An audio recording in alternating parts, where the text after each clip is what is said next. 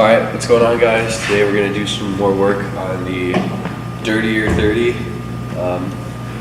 Today we just need to basically check out the rust spots that we need to fix. There's not as much as we thought, but there's going to be some welding involved.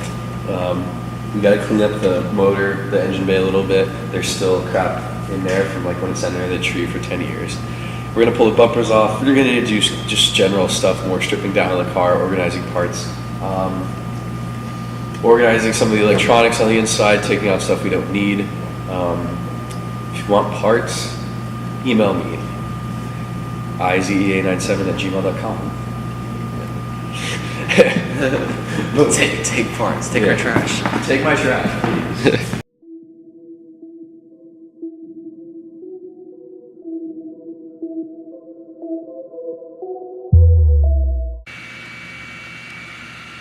Hello.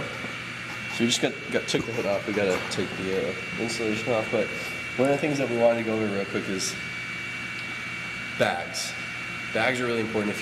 Bags box is just some way to organize the things that you pull off of your car when you're doing a build like this. Because we're putting a lot of this stuff back on and we're selling some of it. So I mean, for both seller and if you're putting stuff back on your car, if you want to be able to find anything and have some kind of bearing on what it is when you find it again, it's really good to do this. These were from the MasterCar, they're an industrial supplier.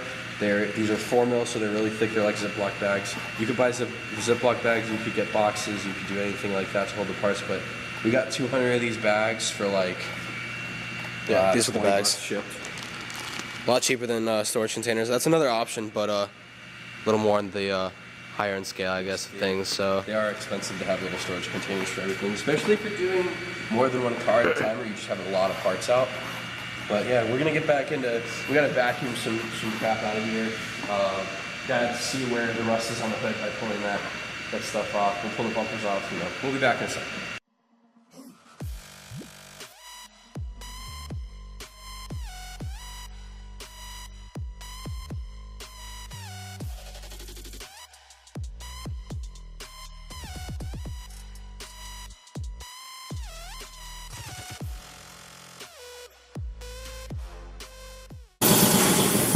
you just gotta eat it up. That was a pain in the butt. Probably took like 30 minutes to do, cause it's a really tight spot in there, and those bolts were crusty, very crusty. But we got it off. Hopefully this thing isn't going back on. We have some plans for something aftermarket, something wild. Something wild. Not aftermarket, but custom, I think. Custom, I think. So yeah. This. You want to buy it? Hit me up. Hit me up. Over here, we're working on. I was pulling apart the headlights here while we were doing the bumper stuff. What we're gonna do is we're probably gonna powder coat these frames here as soon as I get this screw out right here. But if you look on the back of these, they're these like really dumb kind of like plastic things that are really bad. So we might make a holder that's plastic with a nut in them, or just put nuts and like break them off and put nuts in there, maybe 3D printed, but we'll see. That's what we're working on right now. I think we're gonna start taking the rest of the front fascia stuff off right now, all this crap. But yeah, we'll see you soon.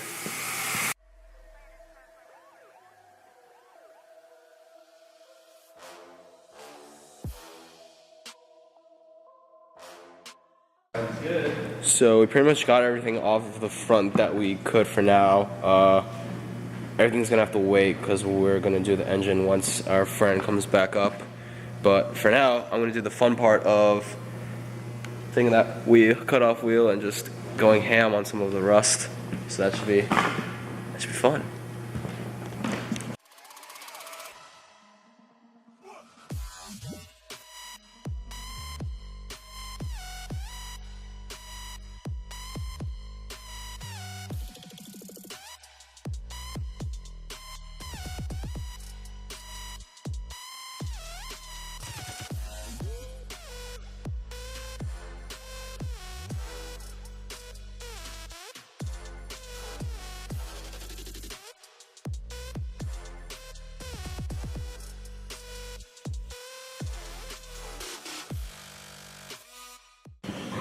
So, beginning of rust cutting out started pretty well, you know. Got most of the underneath the driver side door cut out, and then started to tackle the part underneath the gas pedal. Went alright until I decided to slice through our gas line right there. So it was covered up by this piece of metal, and then I just pretty much sliced right through it. But it's alright. These things happen. But yeah. So, here's the rust, some of the rust we pulled out of the car today. As Alan just mentioned, he messed up a little bit with It's the okay. gas line. But, you know, they were rusty anyway, so we can just replace those, not a big deal. I want to just go over with you guys some of the stuff that we found as far as rust this time. So if you look in here,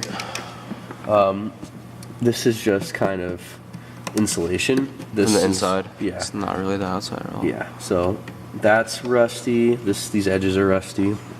This is pretty much solid in the middle, but it's not really surrounded by any salvageable metal. So what we'll do is we'll cut this out down here and then kind of replace this whole part and this repair that was made before that's really bad.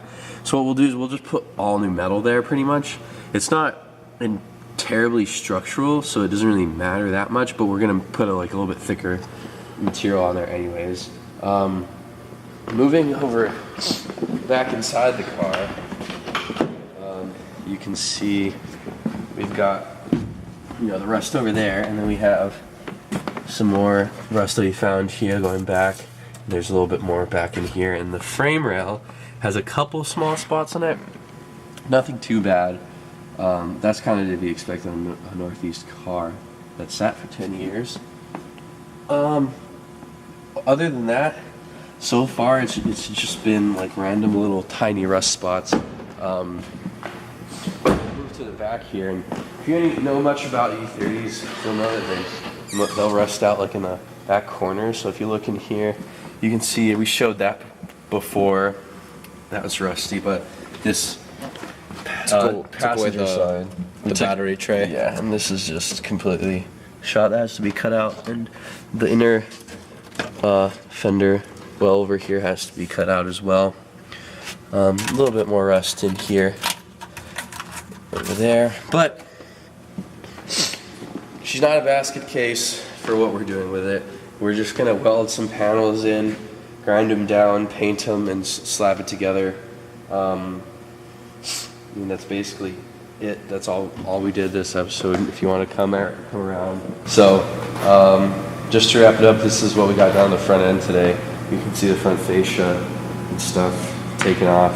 We need to pull the wiring off and stuff. We got all the headlights off, all that stuff. Moving on, in the future, we need to get, when we take the motor out, we're going to just disconnect this whole front end piece and then reattach it so that you can use quick disconnects to pull it off, just like they do in like the Pro Drift series and stuff. And so this whole front end will get pulled off, and what we'll do is, because we can powder coat at our shop, we're going to powder coat this whole front end piece, and it's going to look really nice. But that's another just future thing. We got a lot of other stuff cooking. We can't really fix much of the rust yet that's like in this front third of the car, because we need to pull the trans out and the rest of the accompanying motor, all that. So the whole dry line needs to come out before we can really tackle the rest of the rust. So it's just, in the next few episodes, it's just going to be us kind of fixing what rust we can. We haven't gone over the wiring stuff yet, or power washed the car or anything, so we need to do all that still. But yeah, you'll see more stuff coming. I think next time we'll just do more teardown of other parts of the car and finding more rust, because we'll find more rust. Oh yeah. Catch you guys next time.